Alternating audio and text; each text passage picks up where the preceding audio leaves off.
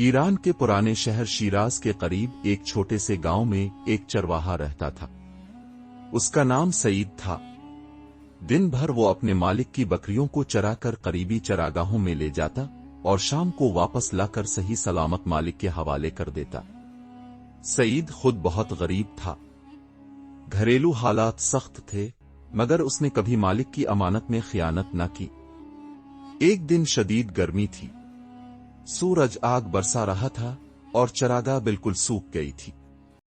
سعید صبح سے بھوکا تھا، نہ ساتھ پانی تھا نہ روٹی، سائے کا کوئی ٹکڑا نہیں تھا، صرف پیاسی بکریاں اور تپتی ہوئی زمین۔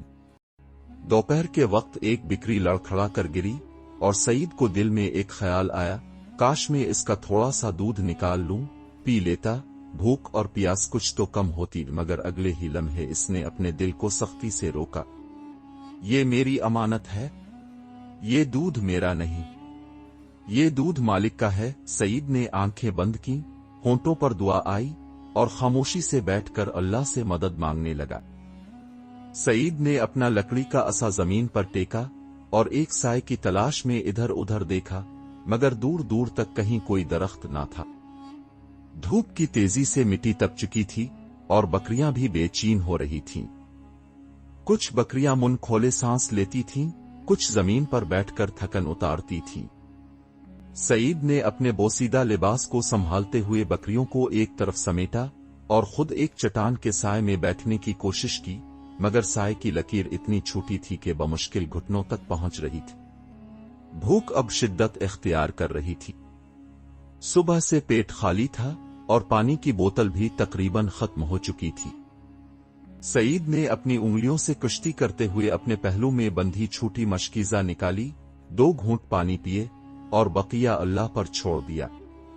بکریوں کے درمیان ایک دبلی پتلی بکری بیٹھی تھی جس کے تھن دودھ سے بھرے ہوئے تھے۔ سعید کی نظر بار بار اس بکری پر جاتی۔ دل میں خیال آیا کہ اگر تھوڑا سا دودھ نکال کر پی لوں تو کون دیکھے گا، زندگی بچ جائے گی۔ سعید نے اپنے ہاتھوں کو آپس میں جکڑ لیا، نفس نے پھر سرگوشی کی، کسی کو کیا پتہ چلے گا، دھوپ میں مرنے سے بہتر ہے تھوڑا دودھ پی لینا۔ مگر پھر اس کے ذہن میں مالک کی وہ بات گونجی جو ہر روز بکریاں دیتے وقت کہتا تھا، سعید، یہ میری امانت ہے، انہیں میری اجازت کے بغیر ہاتھ نہ لگانا۔ سعید نے آسمان کی طرف دیکھا جہاں تیز سورج کے باوجود ایک نرم سفید بادل کی لکیر دکھائی دے رہی تھی۔ اس نے آہستہ سے اپنے دل میں کہا، اے اللہ، میں بھوکا ہوں، کمزور ہوں، مگر میں تیرے خوف سے امانت میں خیانت نہیں کروں گا۔ اس نے اپنی پیاس اور بھوک کو برداشت کرتے ہوئے اپنی لاٹھی سنبھالی اور دوبارہ بکریوں کو چراگاہ کی طرف ہانکنے لگا۔ پیروں کے نیچے کی زمین جل رہی تھی، مگر سعید کا دل ٹھنڈا تھا، کیونکہ وہ جانتا تھا کہ بھوک اور پیاس کے بعد جو چیز بچتی ہے وہ اللہ کا وعدہ ہوتا ہے۔ سعید نے بکریوں کو دھیرے دھیرے ہانکنا شروع کیا۔ دھوپ کم ہونے لگی تھی لیکن تھکن بدن میں اتر چکی تھی۔ بکریاں بھی سست ہو گئی تھیں۔ کبھی کوئی بکری راستے سے ہٹ جاتی تو سعید صبر سے اسے واپس راہ پر لاتا۔ شیراز کے قریب یہ راستے ایسے ہی سنسان ہوتے تھے، مٹی اڑتی رہتی، پتھر بکھرے رہتے اور دور کہیں کہیں چھوٹے جھاڑیوں کے جھنڈ دکھائی دیتے تھے۔ سعید بغیر کسی شکایت کے چلتا رہا، نہ زبان سے کراہتا نہ دل میں شک و کرتا، اسے صرف اللہ پر بھروسہ تھا۔ راستے میں ایک مقام پر بکریاں رک گئیں۔ وہاں ایک چھوٹا سا خشک نالا تھا جس میں کبھی پانی بہتا ہوگا، مگر اب صرف پتریلی ریت باقی تھی۔ سعید نے اپنی مشکیزہ نکالی، 2-3 قطرے بچے تھے۔ اس نے بکریوں کی طرف دیکھا اور مشکیزہ ان کے آگے رکھ دیا، گویا اپنی بھوک اور پیاس کو بکریوں پر قربان کر دیا۔ بکریاں مشکیزہ کے تھوڑے پانی کو سونگھ کر ادھر ادھر ہو گئیں۔ سعید نے اسے واپس لپیٹا اور اپنے ہونٹوں پر ایک تھکی تھکی مسکراہٹ لے کر بکریوں کو چلنے کا اشارہ کیا۔ شام کا وقت قریب آ رہا تھا، سورج کی روشنی نرم پڑنے لگی تھی اور مغرب کی طرف آسمان سنہری ہو رہا تھا۔ دور کہیں گاؤں کی مٹی کی بنی چھتیں نظر آنے لگیں۔ سعید کے قدم خود بخود تیز ہو گئے، ہر قدم کے ساتھ वो अपने दिल में एक ही दुआ दोहरा रहा था, ए रब, तो जानता है मैंने तेरे डर से अपने नफस पर काबू पाया, बस अब तो मेरी थकन दूर कर दे। वो नहीं जानता था कि इस दिन की थकन सिर्फ जिस्मानी ना थी, बल्कि एक इनाम की दहलीज के करीब ले जाने वाली थी। सईद थकन के बावजूद बकरियों के साथ आगे बढ़ता रहा। सूरज आहिस्ता आहिस्ता पहाड़ों के पीछे डूबने लगा था। जमीन पर शाम की सुनहरी चादर बिछ चुकी थी और हवाओं में हल्की सी खुनकी आ गई थी। गांव के करीब पहुंचते ही बकरियों ने रफ्तार तेज कर दी। उन्हें अपने आंगनों और दरख्तों की खुशबू आ रही थी, मगर सईद हर कदम सोच समझ कर रख रहा था, ताकि कोई बकरी रास्ते से भटक न जाए, कोई जख्मी ना हो। गांव के किनारे पर चंद बच्चे खेलते हुए दौड़े। उन्होंने सईद को देखा और जोर से आवाजें लगाएं, सईद चचा आ गए। बकरियां भी ले आए। मिट्टी के घरों की छतों पर औरतें अपने बर्तन समेट रही थीं। धुएं के हल्के बादल आसमान पर तैरने लगे थे। हर तरफ एक खामोश सादा खुशी की फिजा थी। सईद ने बकरियों को गांव के एक खुले मैदान में जमा किया, जहां हर मालिक अपनी बकरियां वापस लेता था। मालिकों में इसका आका भी मौजूद था, एक सख्त मिजाज मगर इंसाफ पसंद शख्स। आका ने सईद को बगौर देखा, इसके फटे कपड़े, गर्द आलूद चेहरा और थके हुए हाथ। फिर बकरियों का जायजा लिया। सब बकरियां सलामत, कोई दूध की चोरी, कोई नुकसान नहीं। आका ने सईद से कहा, सईद कैसा दिन गुजरा? सईद ने सर झुकाया और बस इतना कहा, अल्हम्दुलिल्लाह, अल्लाह ने आसानी फरमाई। आका ने कुछ देर सोचा, फिर बकरियों को आदमियों के हवाले करके आगे बढ़ गया। सईद वहीं बैठकर अपनी लाठी पर टेक लगाकर दम लेने लगा। शाम के ठंडे झोंके इसके चेहरे पर नरमी से गुजरने लगे। आसमान पर पहला सितारा चमक उठा था। सईद का दिल हल्का था, न किसी कमी का खौफ, न किसी पकड़ का डर। वो जानता था कि इसने अपनी अमानत में खियानत नहीं की और यही उसका असल सरमाया था। मगर उसे ये खबर नहीं थी कि इस सच्चाई का फल जल्द ही इसे ऐसा मिलने वाला है जिसका वो तसव्वुर भी नहीं कर सकता था। सईद जमीन पर बैठा अपने फटे कपड़ों को झाड़ते हुए आसमान को तक रहा था। इसके जिस्म में सख्त थकन थी, मगर दिल में अजीब सी ठंडक थी। रात की हल्की हवा में मिट्टी की खुशबू थी और दूर मस्जिद से इशा की अजान की आवाज बुलंद हो रही थी। इतने में आका वापस आया। इसके साथ एक और बुजुर्ग शख्स भी था, लंबी सफेद दाढ़ी, सर पर सादा इमामा और आंखों में नरमी का रंग। आका ने सईद को बुलाया। सईद फौरन उठकर अदब से खड़ा हो गया।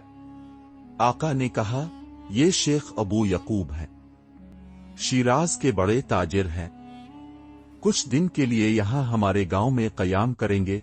शेख अबू यकूब ने सईद को गौर से देखा, फिर आका से पूछा, ये नौजवान कौन है?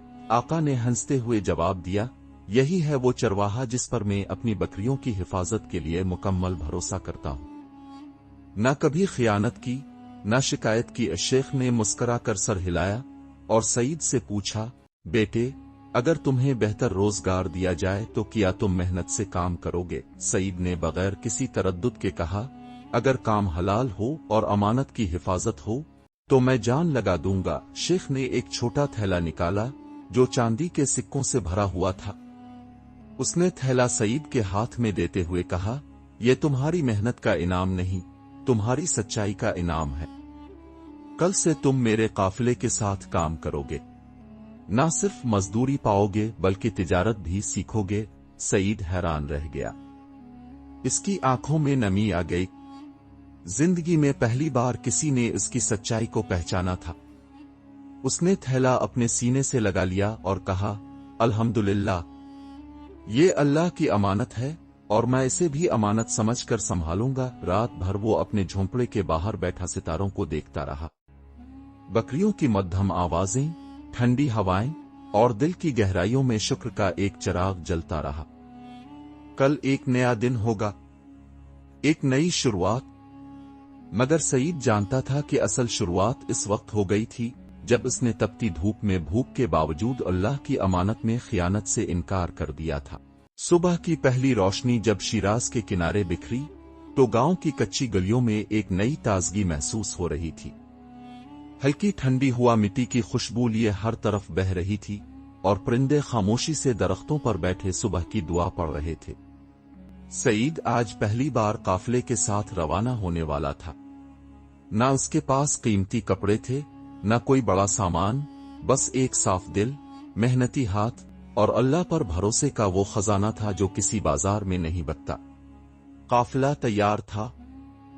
खच्चरों पर सामान लदा हुआ था, चमड़े के थैलों में मसाले, खुश्क मेवे और कपड़े बंधे थे। शेख अबू यकूब काफिले की निगरानी कर रहा था और सईद काफिले के एक कोने पर अपनी जगह संभाले खड़ा था, चेहरे पर सुकून, आंखों में अज़्म। काफिले ने शहर की तरफ रवानगी शुरू की। रास्ते में कभी रेत के टीले आते, कभी पथरीले मैदान, मगर सईद बगैर थके अपना काम करता रहा। पानी बांटना, खच्चरों को हाँकना और काफिले के कमजोर अफराद का ख्याल रखना उसे कोई काम छोटा ना लगता। चंद दिनों में ही शेख अबू यकूब को अंदाजा हो गया कि सईद सिर्फ मेहनती नहीं, अमानतदार भी है। एक शाम जब काफिला एक नखलिस्तान पर रुका, शेख ने सईद को बुलाया और कहा, बेटे, काफिले की एक शाख की निगरानी में तुम्हें देना चाहता हूं। अब तुम न सिर्फ मजदूर हो बल्कि मेरे नायब भी हो। आज से तुम्हारी इज्जत तुम्हारी दियानत की वजह से बढ़ेगी, न कि तुम्हारे माल की वजह से। सईद की आंखों में नमी आ गई।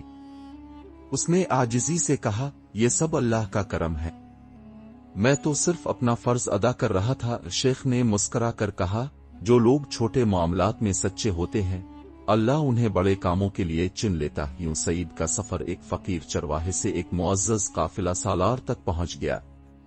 मगर सईद की असल कामयाबी वो सके या मनसब नहीं थे, बल्कि वो सुकून था जो उसके दिल में उतरा था सच बोलने, अमानतदारी निभाने और अल्लाह पर भरोसा करने के बाद। शिराज के बाजारों में लोग जब सईद का नाम लेते तो कहते, ये वो शख्स है जिसने तपती धूप में भूख के बावजूद अपनी अमानत को हाथ न लगाया। इसीलिए अल्लाह ने इसे वहां पहुंचाया जहां मालदार भी रश्क करते हैं। और सईद हर बार जब रात के सन्नाटे में सितारों की तरफ देखता तो बस इतना कहता, ए रब, तूने जो दिया वो तेरे करम से है और जो बचा लिया वो तेरी रहमत से है। अगर आपको ये सच्चाई और तवक्कल पर मबनी कहानी पसंद आई हो तो बरा करम उसे लाइक करें, दोस्तों के साथ शेयर करें और मजीद ऐसी सबक आमोज कहानियों के लिए हमारे चैनल को सब्सक्राइब करना ना भूल। आपकी मोहब्बत और दुआ ही हमारा असल सरमाया है। शुक्रिया।